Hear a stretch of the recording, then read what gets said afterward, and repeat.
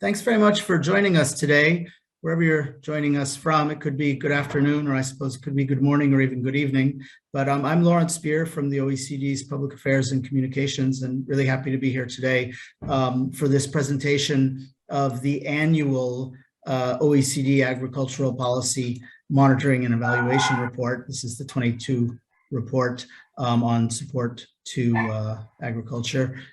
Marion Jansen, the Director of Trade and Agriculture here at the OECD, is going to start us out by giving us a bit of an overview on the report, and then we'll hear from Martin van Lampe, who's the Senior Analyst in the Trade and Agriculture Directorate and really responsible for the work, and a couple of great discussants, Professor Alan Matthews from Trinity College in Dublin and Nathalie Girouard from the OECD's Environment Directorate. So good discussion coming up, and I think the first thing to do is just to say, Marion, congratulations.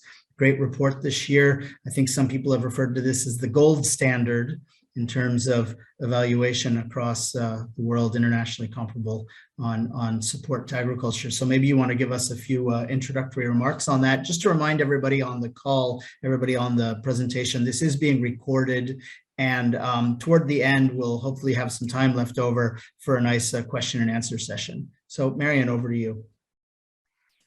Thank you, Larry. And Larry, please allow me to pass those congratulations immediately on to Martin, who will speak later, because it's really Martin and his team who are responsible for the product that we are launching today. We have been launching, the OECD has been launching monitoring and evaluation reports for agriculture for over 20 years. But this year, we are launching the report at a very particular moment in time. It's a year in which the agricultural sector may be facing a combination of challenges that together are bigger than anything this sector at the global level has been facing over the past 20 years and in the time that we have been launching this report. As I'm speaking, a war is taking place between two major exporters of agricultural commodities. The war started with an unprovoked aggression of Russia against Ukraine, but the fact that it's two major players in agricultural markets that are fighting each other has, of course, created enormous uncertainty in agricultural markets. And they have immediately led to price increases for some of the most important commodities. There's talk about a looming food crisis. And the report that calls itself Agricultural Policy Monitoring Report, of course, has to monitor what is going on with policies in this period. And the report provides you with an overview with the type of policies that countries have introduced to deal with this very immediate situation. But the report doesn't only do this. The report also looks at another looming crisis provoked by climate change. This is really the focus of the report. Some call it still a long-term challenge, others a medium-term. Maybe some will consider this also an immediate-term challenge. The agricultural sector is one of the main contributors to greenhouse gas emissions and therefore one of the potential drivers of climate change. The agricultural sector is also one of the most immediate victims of climate change. It's very vulnerable to climate change impacts. And therefore, it's not surprising that countries, also those covered in this report, have been introducing a lot of measures in order to make the sector more climate friendly. Unfortunately, that's not always very visible. Unfortunately, it's often this sometimes somewhat negative image of the environmental impact of the agricultural sector that is prevailing. We think that members and the countries in general that we cover, 54 of them in this report, could do something about this by more explicitly setting climate change targets for the agricultural sector and reporting of them. Of the 54 countries that we cover in the report, only 16 countries have explicit emission targets for the agricultural sector. If you don't measure, if you don't set targets, you can't report on them. You can also not talk a lot about success stories. So maybe making a stronger case for agriculture and a better story for the agricultural sector could happen through more frequently using explicit targets for that sector and its climate impact. And it is definitely the case that the agricultural sector cannot just stop producing in order to stop emitting greenhouse gases. It can't, because the agricultural sector has to continue feeding the world. It has to feed a growing world population. So the sector will have to produce more and more, and will have to do this in a more and more environmentally friendly way. We do know that in order for this to happen, the sector has to increase its productivity and has to do so in an environmentally sustainable way. For this to happen, more money has to go into innovation and into research and development. More money has to go into skills. More money has to go into infrastructure. But the report unfortunately shows that the share of funding that goes in this type of investments has decreased over time. It was at 16% of overall government support 20 years ago. It's only at 13% today. So the direction of change when it comes to what is being supported has not gone in the right direction. These are only a few of the main messages this report has at this particular moment in time.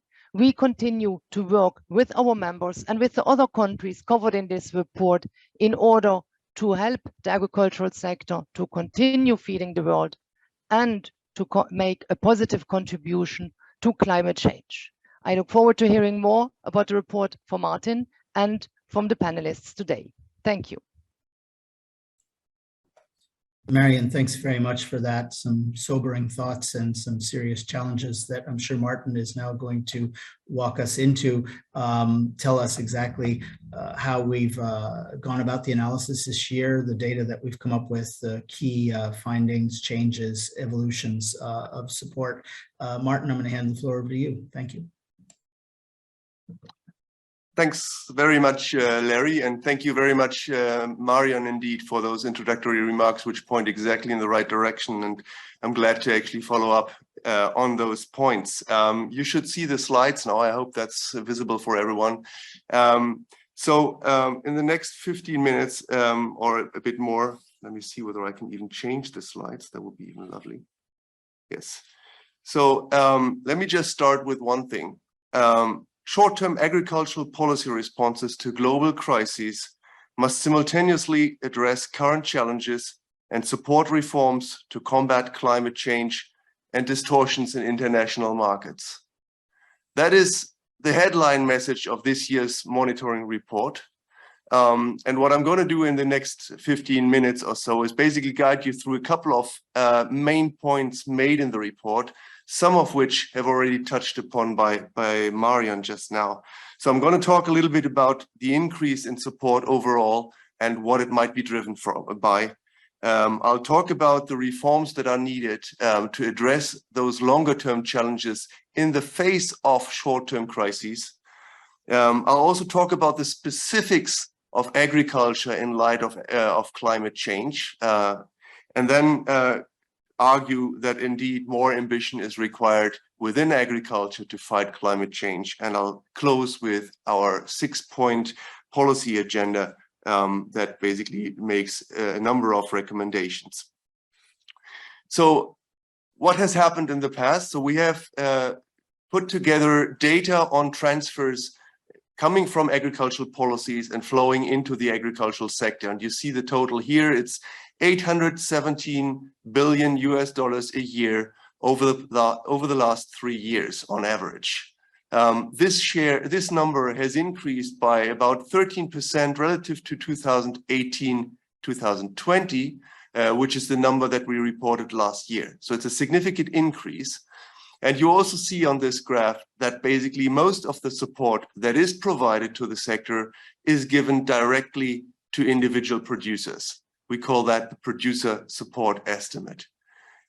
Within that, again, a large part is coming in forms which are particularly prone to market distortions and production decision influencing. Only a smaller share, and Marion also mentioned that, is actually given to what we call the general services, which is basically investments for enabling an environment that helps the sector to flourish and to work better. So what does this increase that I was just talking about come from? maybe one point that is really important in this context is the fact that only a part of the $817 billion US, that is $500 billion, is actually available for what we call repurposing or reorienting. There's a lot of talking about shifting money from one use to another, and of course it should be very clear that market price support cannot be part of that. So where does this increase come from? There's several factors. Most of them are temporary. Some of them are related to animal diseases such as African swine fever. But an important element here is also the COVID-19 crisis that we've seen basically coming at the beginning of 2020.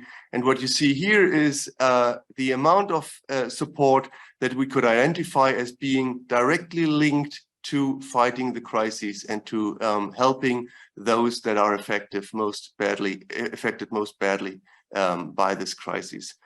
You see that this amount is significant. It does increase overall budgetary spending by more than 10% in those 2 years, and in fact 13% in 2021. And much of that is aimed to help lower income consumers, which receive the bulk of this additional spending. But there's also significant additional spending for emergency measures helping farmers of in different ways. Maybe one thing that's worth mentioning here, there is also some spending within this area of general services, for instance, when it comes to generating skills, creating jobs, or making sure that the value chains keep functioning. But you see that the share of this spending is very small, even in this increased spending directly linked to the COVID crisis. Another looming or another crisis that's just going on at the moment is the Russian aggression against Ukraine. And of course, that has major implications because the countries involved in this conflict are major exporters of both agricultural products and of key inputs to the agricultural production, most notably also fertilizers. What you see here is the export shares and the production shares of the different commodities, which are significant. And those exports essentially have been reduced dramatically, if not broken away completely. So that has added to the already existing tense market situation that we've seen before. And so governments have started to react to that in different ways. And you see at the right-hand side a selection of measures that were put in place. It might be worth noting that not all of those measures actually are what we would call, measures that should be maintained for a long run. But those certainly include the trade facilitation measures. Several countries have reduced import barriers and facilitated trade in other means, or have actually invested in the trade infrastructure. That is something which obviously helps to enable the functioning of the international market, and is therefore very useful, not only for fighting this particular crisis, but also in the longer run. Several others do show trade-offs. I'm mentioning here some of the relaxed production constraints that are put in place in several countries, and also funds made available to compensate for the increase in input costs. Those trade-offs can be important because, for instance, the production constraints often were environmentally related and motivated. And as you relax those, you obviously need to consider those trade-offs because you reduce the impact, the beneficial impact that those constraints may have on the environment. On the other hand, reducing costs for variable inputs is creating incentives to use those inputs. And of course, as the crisis is overcome, those will need to be removed in order to make the markets work properly again.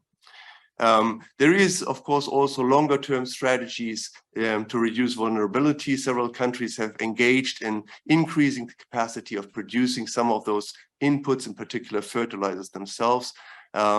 Whereas there is also some countries that have implemented at least temporary export restrictions to shield their own users of products in the domestic market. But that exports the problems to the international markets and may make things worse there. Marion mentioned already the unique challenge that agriculture is facing relative to climate change. And you see basically the three elements to that on the screen, just highlighting the particular vulnerability of climate change, of agriculture versus climate change, but also the fact that agriculture itself is a major source of greenhouse gas emissions itself. On the other hand, there is also significant opportunities to reduce those emissions and in fact to sequester carbon itself. And the next slide will actually talk exactly about that. The agricultural sector, including land use change, is responsible for about 1/5, a little more than 1/5 of human-made greenhouse gas emissions at the moment.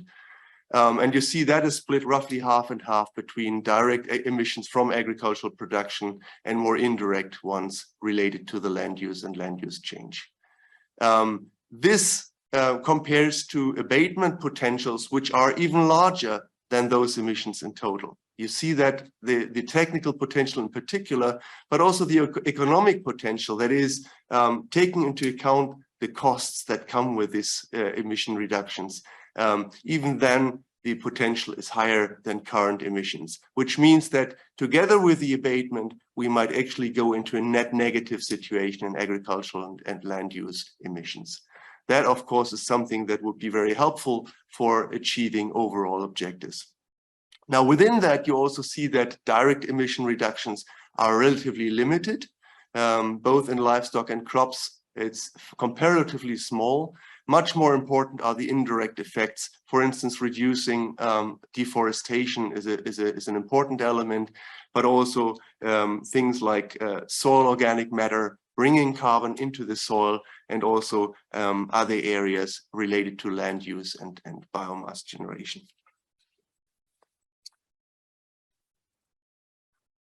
Now, what are countries doing? We know that, of course, all the 54 countries that we monitor have not only signed the agreement, but have submitted their national determined contributions to the Paris Agreement, and included for the largest part some net zero targets for 2050 or something equivalent in a similar period of time. Now, it should be noted that not all of those targets are necessarily legally binding in domestic legislation, so that number might need to be taken a little bit with care.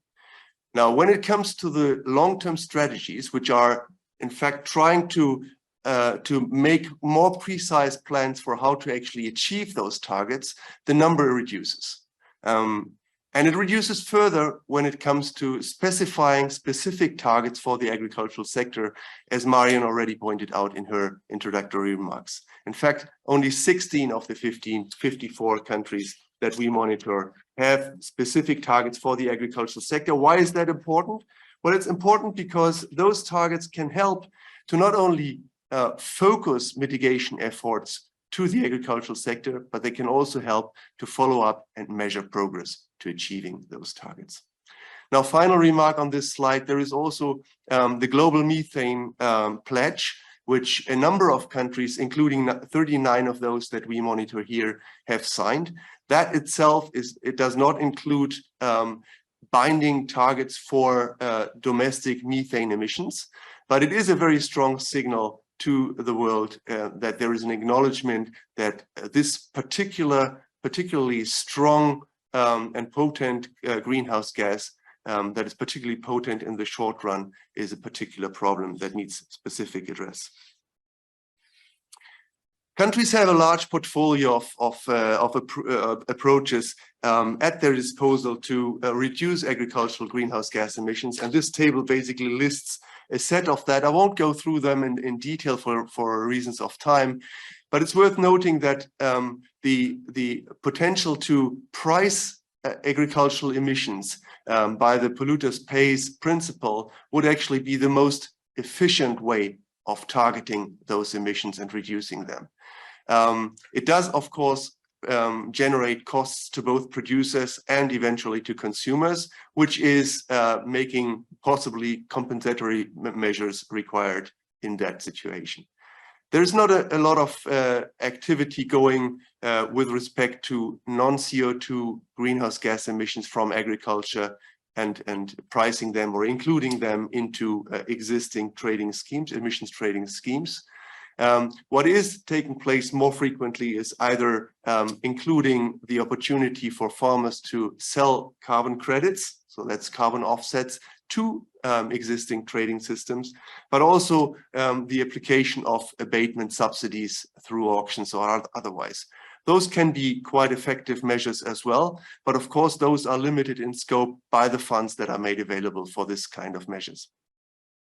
There's also a large range of specific agricultural support measures that can be targeted to reducing emissions in agriculture, be it direct support to farmers, grants, or credit lines, but they tend to be less effective because they generally are not tied to specific emission reduction needs and measurement. Environmental regulations are important in this context, even though oftentimes they focus on different environmental variables, but they often have synergies that relate to climate change and are worthwhile to consider. And those synergies are definitely important to exploit further. Finally, and again, that is something that has been coming up earlier, is the whole area of research, development, and knowledge transfer. The point of innovation, both at an international level and at a national level, is really crucial to make agriculture less emission intensive in the longer run. But given that there is a significant time lag, there is a need to accompany those with more short-term measures. Talking about innovation and other general services, and again, that was mentioned before, maybe just to highlight that the extent to which those measures are applied differs enormously across countries. And also the composition of what we call the general support estimate is very different across countries. But it is worth noting that innovation in particular, and innovation focusing on greenhouse gas emission reductions, has a significant potential to reduce those emissions. There's estimates that as much as 40% and more of those emissions could be reduced through those innovation activities. So it's really important that those areas are sufficiently funded. Before I come to the end, just this last substantive slide, which shows some of the support policies and support estimates that are less useful for combating climate change. A lot of support is going to individual commodities, and oftentimes they come in forms that are potentially quite harmful to the environment and therefore also can increase domestic emissions. And in particular, I would like to point out support going to some of the most emission-intensive products, which include beef and veal, lamb and rice, which we know are particularly prone to emitting high levels of methane and other greenhouse gas emissions. And a lot of support goes directly to those three products. So we see that a lot of this, what we call agricultural support, is not particularly helpful for combating climate change here. And another example that I'd like to just mention in passing here is support provided to variable inputs like fertilizers, but also energy, fossil fuels, etc. So those, again, they increase the use of those inputs, which themselves come with environmental threats and also risk to increase greenhouse gas emissions. Let me come to the end with what we recommend policies to, how we recommend policies to change. There's a 6-point agenda that we propose. One is to reduce and phase out those support measures that we know are particularly harmful to the environment or distortive for markets. These include market price support, output payments, but also payments to the unconstrained use of variable inputs. We know that those are particularly problematic. And of course, as we remove those policies, we may actually create some challenges for farmers and others that are affected by that. So there may be some temporary measures that could be required to just smoothen the transition. There's also a need to reorient budgetary support to areas where actually public goods are provided, and particularly environmental public goods are provided, and also to the provision of some of those key general services that I was just mentioned I just had mentioned, and that help to improve the performance of the agricultural sector, including a reduced greenhouse gas emission portfolio. There's a lot of support going to income support at the moment, and we propose to actually increasingly target that income support to those most in need. For that, obviously, we need to have better data about farm household incomes, which also requires getting better data on some of those issues. Now, as we move to a more climate change influenced world, of course, the risks farmers are facing are increasing. And so there's an increased need to enhance the resilience against those risks, both related to climate change and otherwise. And for that, a real holistic risk management portfolio within countries is required. And OECD has done significant amount of work to actually provide governments with more detailed advice on doing that. Finally, I mentioned the pricing of emissions, which is the most efficient way of reducing them. And so we encourage countries to increasingly include agriculture into those pricing systems that exist. And where that is not yet the case, or complementing those, it's also needed to actually produce a comprehensive package of approaches to ensure that emission reductions are significant in agriculture itself. That is a quite important agenda, a quite comprehensive agenda as well, that will no doubt will be taken up further at the OECD Agricultural Ministerial meeting that we will have at the OECD in November 2022. And with that, Larry, thanks very much. I'm looking forward to the discussion we're going to have. Thank you very much.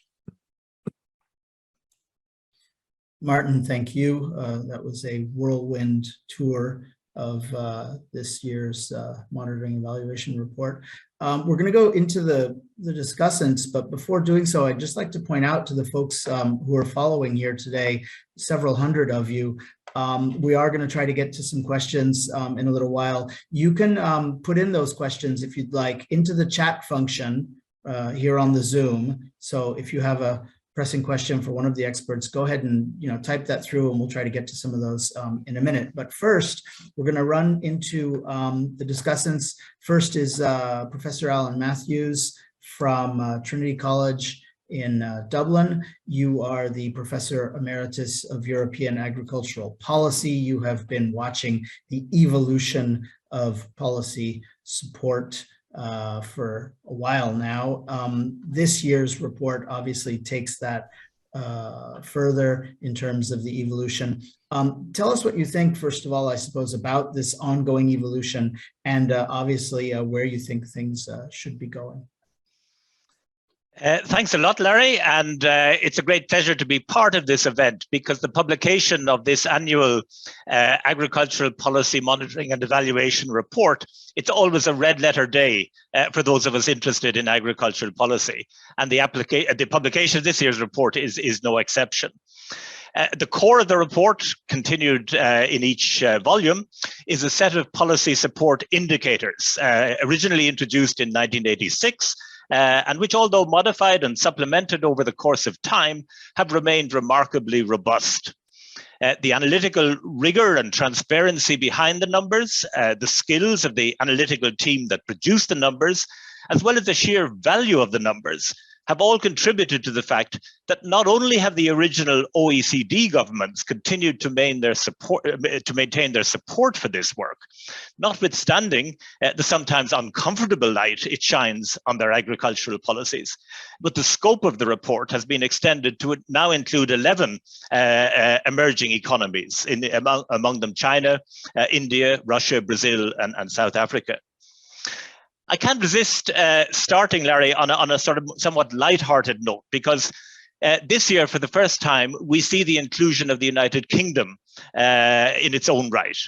And as someone who has followed the EU's common agricultural policy and knowing the well-known dislike of the United Kingdom for that policy, I find it a delicious irony that in fact the UK's support to its farmers, as measured by the percentage producer support estimate, in the period 2019-21 was actually higher than the EU average. And its average nominal rate of protection of agricultural products, just eyeballing the graph, looks to be almost double the EU average. As I say, that's just a light-hearted remark. An important insight of the report is to once again underline the heterogeneity of support across countries. The traditional conventional wisdom that rich countries support their farmers while poor countries tax them can still be observed in the data.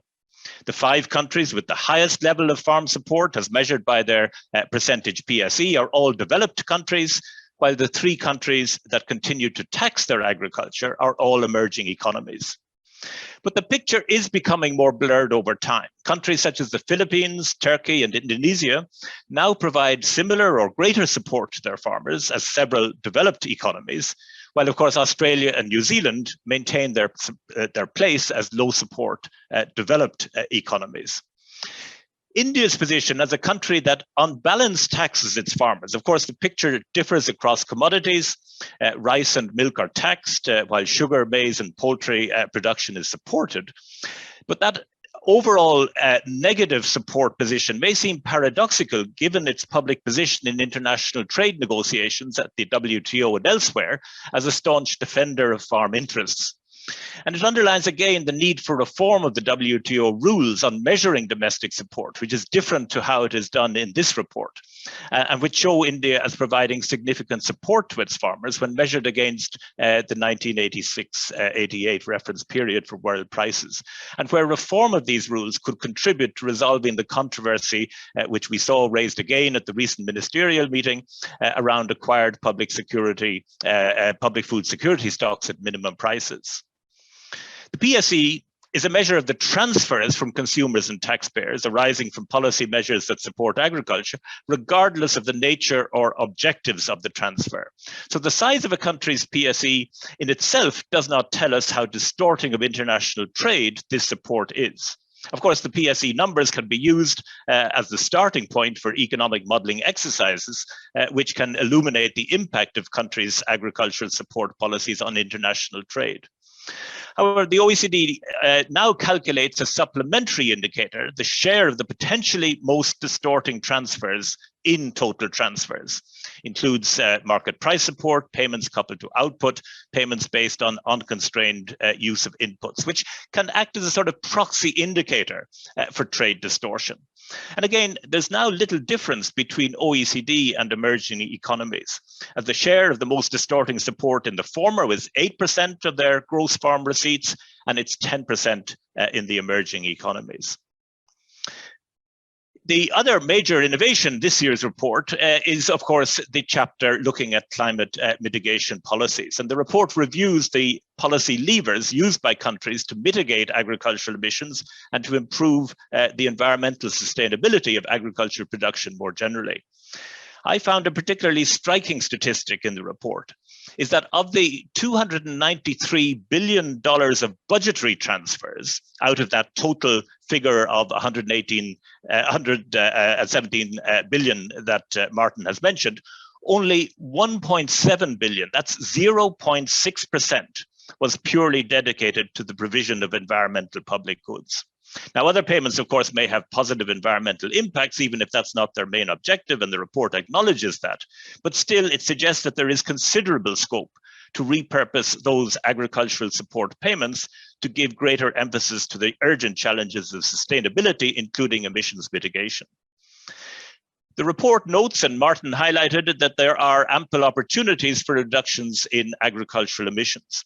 But a closer look at an important table in the report suggests that the economic potential for reduction in direct emissions in agriculture, that's the methane and nitrous oxide emissions, at least through adopting technical or management changes alone, is really quite limited. Nearly all of that potential is in the land use sector, with some potential identified in dietary shifts.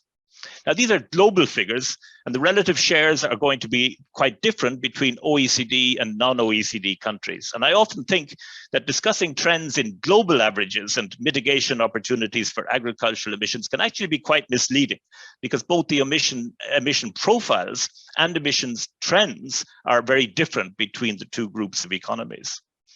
But regardless, a hugely important challenge is to increase that economic mitigation potential in agricultural production itself. And as Martin and Marion both emphasized, this requires a significant step up in agricultural research expenditure. And as Marion emphasized, the report documents that not only is that expenditure relatively low, but particularly for mitigation research. It's worth noting that there are technologies and practices currently available that farmers could use to reduce emissions, but despite regulations, knowledge exchange initiatives, and voluntary subsidy schemes, not all farmers take up these options. And as Martin has emphasized, pricing emissions to drive adoption would seem a useful complementary tool. But there are few examples, as the report acknowledges, of countries that have adopted this policy instrument. New Zealand is as we know, planning something along these lines. Governments appear reluctant to apply the polluter pays principle, a reluctance rooted in their unwillingness, I think, to countenance a reduction in output and the potential hit to farm incomes. And the same reasoning lies behind the reluctance to strongly push for dietary change, which is simply code, I guess, for reducing consumption of animal source foods because of its consequences for activity levels among livestock farmers. And if climate action is to succeed, ways have to be found to resolve these trade-offs. And this is obviously an issue where OECD work could be really useful. The report doesn't have space to address the influence of international trade on emissions and mitigation. International trade creates a wedge between production or territorial emissions and consumption emissions. And one of the strong arguments in OECD economies against robust action to tackle livestock emissions is that such action will simply result in production shifting to economies with higher emissions intensities per unit of output. So how trade policy can be made coherent with and supportive of the transition to more sustainable agri-food systems is now a lively topic of debate. And finally, for emerging and developing economies, the question is more whether climate mitigation action increases the risk of hunger and how to resolve this. Of course, climate change globally will affect agricultural productivity negatively. But mitigation may result in other effects that could also increase the risk of hunger. We've had recent research that highlights, for example, 3 potential mitigation channels: the use of bioenergy, afforestation, and the introduction of mitigation technologies with higher costs are all likely to drive agricultural commodity prices higher and thus increase the population at risk of hunger. Now, these trade-offs become particularly important at a time when food prices are already high and rising and putting huge strains on household budgets in low-income economies. And I hope the OECD will continue to invest resources to help devise strategies that minimize this conflict. So back to you, Larry, and look forward to the discussion. Professor Matthews, thank you very much for those remarks. And I think you are well aware that we will continue working on this. I don't want to speak for Marion, but I'm sure she will. I'm going to hand the floor immediately over to Nathalie Girouard from the OECD's Environment Directorate. This year, we obviously have a very specific subtitle to today's presentation, and indeed to the report, which is Reforming Agricultural Policies for Climate Mitigation. And I'm sure that's what, Nathalie, you're planning on speaking to us about. I hand you over the floor now. Thank you. Thank you very much. And thank you so much also from our side for this important and very timely monitoring report. It will make a very substantive contribution to analyzing and improving agricultural policy. From my perspective, I'm especially interested in how the report has made an explicit assessment of the agriculture climate change interface. And it's in this context that I would like to make 3 points as they relate to our work at the OECD on the International Program for Action on Climate, the IPAC program. My first point is on mitigation. As was said, we cannot underestimate the impact of agriculture on climate change. It's a key sector we must deal with to face the climate change crisis. And the monitoring report really outlined that agriculture contributes to emissions both directly through on-farm emissions that are linked to productions that are important sources of non-CO2 gases, but also indirectly through land use change due to agricultural expansion, what we call land use change and forestry, the LULUCF technical term for that. As was mentioned also, agriculture, forestry, and other land use, the AFOLU sector, represent like 22% of anthropogenic greenhouse gas emissions. So half of this stem from CO2 emissions resulting from LULUCF, and the other half from on-farm emissions of methane and nitrous oxide, which have a significantly warmer potential than CO2, as in the case of methane, a much stronger impact on the short term. So we have 54 countries that are covered in this report, and they contribute to 2/3 of total global agricultural greenhouse gas emission. As was mentioned by Marion, Jansen, and by Martin, agriculture-specific targets can be very helpful for focusing mitigation effort and for measuring progress. But only 16 out of the 54 countries have set some form of mitigation targets for their agricultural sector. So there's a significant scope to intensify and accelerate emission reduction in the sector. The IPAC program is designed to support evidence-based policy decision with high quality information, and it emerges precisely because of this. In an initial assessment, we have found that countries present their emission target commitments using different baseline, different targets, objective, or measurement. There's not so much clarity or consistency in specific sectors. And it is not unusual, therefore, as the monitoring report confirms, that countries do not have specific targets for the agricultural sector. Different countries also use different methodologies to estimate emissions from the AFOLU sector. There's not a common methodology there. And when countries have detailed and comprehensive methodological approaches, such as for Canada, the information is not always publicly available.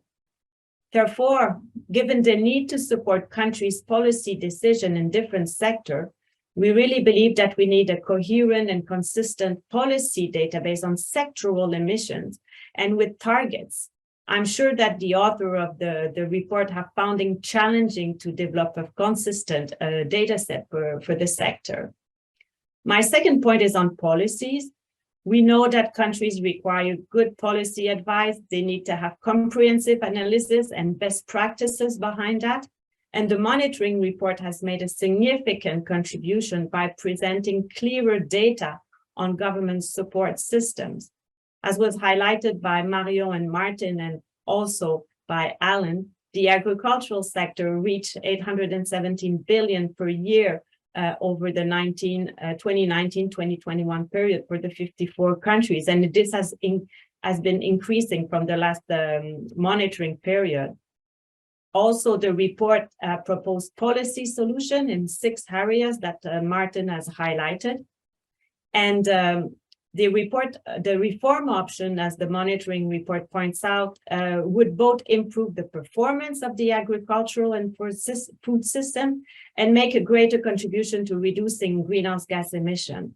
And I note that this important agenda will be taken up further at the OECD Agricultural Ministerial Meeting in November 2022. On our side, we have also observed a major gap in systematic indicators on policy monitoring. And for this reason, IPAC wants to complement this important work you're doing in all climate change policies by developing a comprehensive data set on climate change policies. This is what we have called the Climate Action and Policy Framework. And here we are exploring specifically data on greenhouse gas emissions and fertilizer taxes in the agricultural sector, as well as other fertilizer and nitrate regulations. Now, my last point is on risk and exposure. As we all know, agriculture is not only a productive and emission source issue, it's fundamentally connected to people's livelihoods and culture. And climate change will impact agriculture severely in the coming decades. There is little comprehensive data on potential risk and exposure from climate change impact to agricultural system. And IPAC is exploring this. We have some preliminary results that will support policymaking in this sector. So for example, we know that there's a large potential percentage of cropland exposed to extreme precipitation in 2021. There are 6 out of 10 countries that are considered most dependent on the agriculture, forestry, and fishery sectors that are also the most exposed to extreme precipitation of more than 1 week per year. There's also considerable cropland soil moisture anomaly in countries, and this is increasing compared to the previous reference period that we have monitored. And this change in soil moisture may have also a very important effect, and we have data that can go at the subnational level to highlight where are the most important pressure there. And finally, we also have data on wildfire that could be also of interest. And we saw that between 2017 and 2021, there's 15% of fire events globally that occur in 4 countries: Argentina, Australia, Brazil, and India. So those are some preliminary results that could be helpful. So thank you again for this important monitoring report, which is analyzing the agricultural climate change interface. It includes a wealth of information on countries' mitigation targets, their plans, their policy in the FOLU sector. I also have some very useful recommendations on how to take a stronger action in this area. We do see good synergy with the work developed in IPAC. Thank you very much. Nathalie, thank you very much for that contribution. I'm going to go right into the questions that we're receiving from the folks watching online. Just want to mention, for those of you who are out there and would like to still send through a question, you'll see in the chat box a colleague of mine, a colleague of ours, Helia, address your comments, your questions directly to her, and we're trying to relay those through. The first one here from Wilfred Legg. There appears to be growing pressure to prioritize agricultural supply and food security over environmental sustainability and the reduction in greenhouse gases. Could the panel comment on this? I'm not sure who'd like to go first, but I leave that potentially for Marion to have a crack at. Thank you, Larry. No, I don't think that we are deviating attention there. In particular, in this report, we make the point that you have to pay attention to both aspects, and this is definitely what we are planning to do. I will have the opportunity to say more about this, but it is definitely our plan to continue working on making agriculture work for both the plates and the planet. That's the slogan of the ministerial we will organize in November this year. Potentially one of the other panelists like to jump in on why that may be. Larry, I could imagine that Wilfred is referring to the ongoing debate within the European Union, particularly, which has put forward these ambitious sustainability goals as part of its Green Deal, its farm to fork strategy, but where there is now quite strong pushback given the implications of the war in Ukraine for food prices and food supply. So if I maybe just make a comment relating it to the specific context of the European Union. Of course, this is a much broader debate. The idea that, in a sense, we should drop or delay, which I think is probably the arguments being made, to delay trying to implement some of the measures needed to achieve those Green Deal targets seems a little bit strange, given that, for example, high fertilizer prices this is precisely the opportunity to actually encourage farmers to move away from their dependence on a chemical input, and to look at some of the alternatives that are there to try to reduce their nitrogen use and to increase their nitrogen use efficiency. So to me, it would be a retrograde step if we were to postpone or to drop some of those sustainability targets. It seems to me that the current environment actually is an opportunity to move even faster towards those goals. But that's very much in the context, Larry, of that European Union debate. Maybe if I could just add a word just on those very good comments already made by Marion and Alan. It is, of course, the situation we are in right now with the crisis in Ukraine and the consequences for agricultural markets make this seeming conflict apparent. But I totally agree with the two speakers that we just heard, that there is actually more need to exploit the synergies. And I was pointing to some of those synergies in my presentation earlier, to exploit those synergies that are out there, to make sure that the market functions well, to invest into the future of agricultural systems, to make sure that sustainable productivity growth actually is enhanced, which will exactly do both: help the food security situation while at the same time reduce environmental pressures and greenhouse gas emissions. So I think Alan is exactly right. There is no immediate need to reduce environmental ambitions while at the same time making sure, of course, that food security is not only maintained but improved.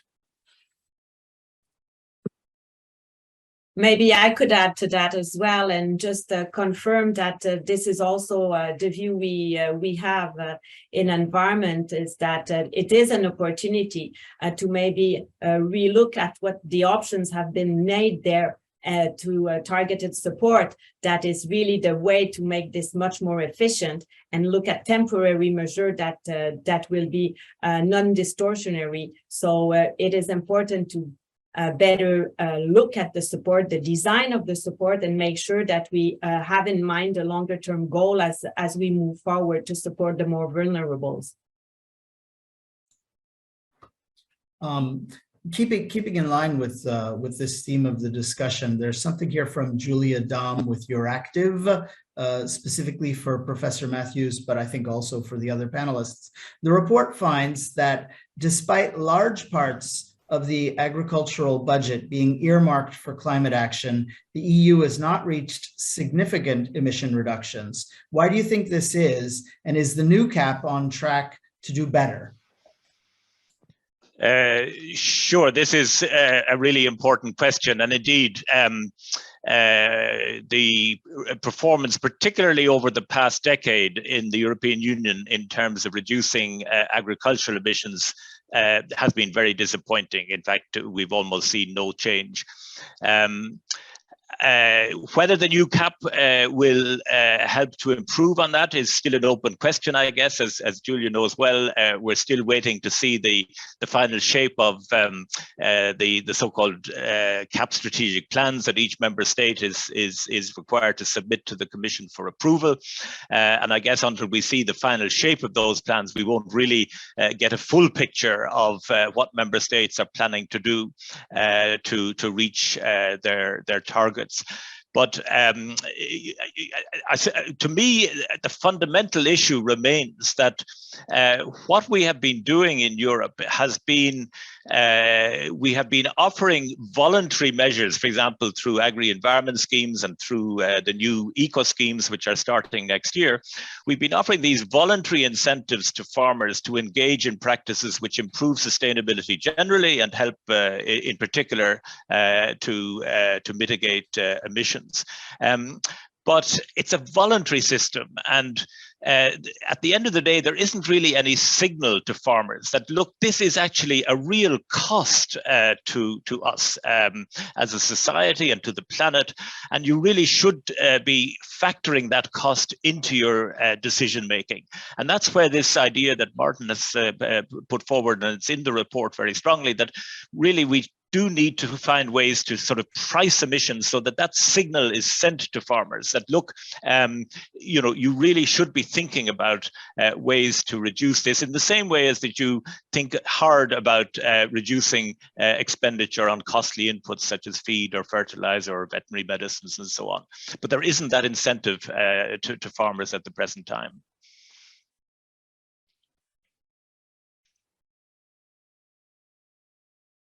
I think I'll move into to another question here. Ben van Doorsleyer, excuse me if I've massacred your name there. Should agricultural targets be set as a reduction of greenhouse gas emissions or potentially reduction of temperature change, agriculture's contribution to it, especially in view of the debate on the differential contribution of methane to climate change compared to CO2? Is this a policy we should be looking at? Well, maybe I can start on that one, and others may chime in if they want to. I think that's a really good question, because obviously at the end of the day, what matters is the temperature change we're all focusing on, and that was the topic of the Paris Agreement. And we do want to limit the temperature increases in the long run. Now, measuring temperature increases and the contributions individual countries or sectors are making to that, of course, is much harder. And in fact, when it comes to emission reduction or to targets specifically and commitments, then I think the ability to measure and follow up on those commitments is really important. So I think there is an advantage of targeting emissions themselves over the temperature increase when it comes to commitment, even recognizing that, of course, at the end of the day, the reductions in emissions is a mean to an end. So that is really important. And when talking about emission reduction targets, of course, the different greenhouse gas emissions need to be looked at very differently. You mentioned agricultural emissions, in particular methane, but also nitrous oxide, which has a much higher, and particularly in the short run, a much higher global warming potential. So there is a specific treatment required, I guess, for that. And we have to look at those very careful. But I think there is an advantage of really making commitments relative to emissions themselves, as opposed to the temperature increase, simply for measuring and following up on those commitments.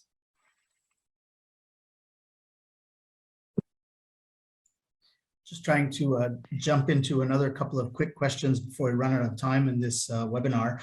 One here from Andrew Jarvis. There's a question about the links to diets and health.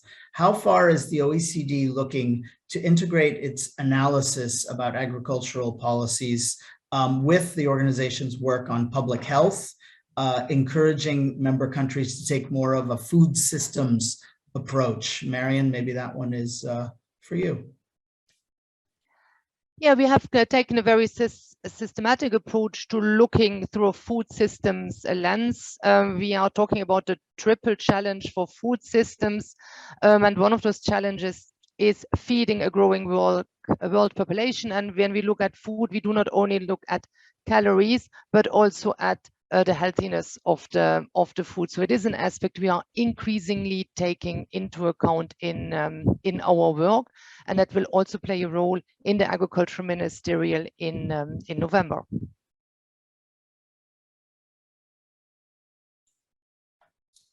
Thanks very much.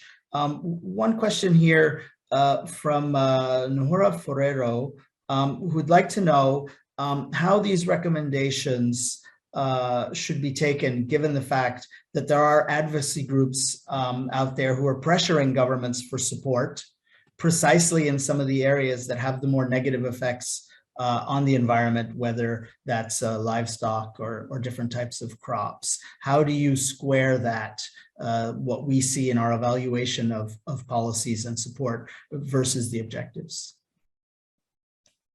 Well, thanks very much. Let me just get on that one, because it really goes back to a point that Alan made in his remarks, that basically one of the important achievements that this exercise the monitoring and evaluation report makes and provides to governments around the world is to create evidence about what policies are doing.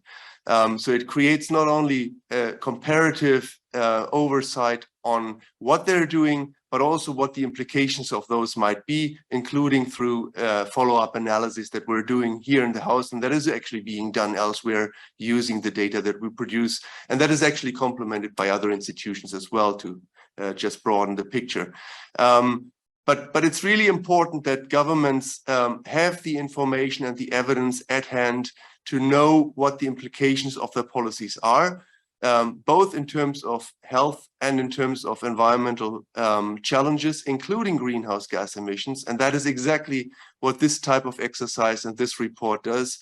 And I think we need to continue that and enhance it and enlarge it with respect to maybe also better analysis about exactly the trade-offs that we've been talking about here over the past hour or so. Thank you. Unfortunately, we've run through the hour that was dedicated to this webinar. I might ask Marion if you wanted to have a couple of final remarks for summing up. Yeah, thank you, Larry. And maybe let me sum up by picking up some of the final last comments made. In our food systems work, we have made the argument that in order to find solutions to this triple challenge of food systems, it's important to find consensus around facts, around different interests, and around potential differences in values. Well, I think what the agricultural policy monitoring and evaluation report does is that it shows you the consensus around the facts. And this is not a minor achievement. I think the presentation of Nathalie gave you a sense for this. And this has been a consensus around how to measure things that has lasted 4 decades. Now, we are pushing that work further, notably with a view on looking increasingly into productivity change and how to marry this with sustainability challenges. We are so active in this that we are now talking about our trilogy of publications to help us put benchmarks and find a consensus around facts on sustainable productivity growth. We just published a guide on productivity growth and environment at the end of May. This publication to date shows you what kind of policies can be implemented in order to trigger sustainable productivity growth. And the agricultural outlook that we will launch on in next week, it will tell you how daunting the challenge is, by how much we will have to increase productivity in order to make food systems more resilient and sustainable. So important here to lay this ground for further discussions around a consensus on interests and values to make the agricultural policies better fit for the climate change challenges that we have in front of us. And we look forward to receiving ministers at the OECD in Paris in November to discuss whether consensus lies when we marry these facts with the different interests and with the potentially different values. We look forward to continue working with those who have attended this seminar, in particular with Alan and Nathalie, and of course with the support of Martin's team in order to achieve these important objectives. Thank you and have a nice rest of the day. Marion, thanks very much. Thanks to all of you for participating in this seminar today. I'd just like to remind you that all of the information on the monitoring evaluation report and also on this webinar is available on the OECD's website, oecd.org/agriculture.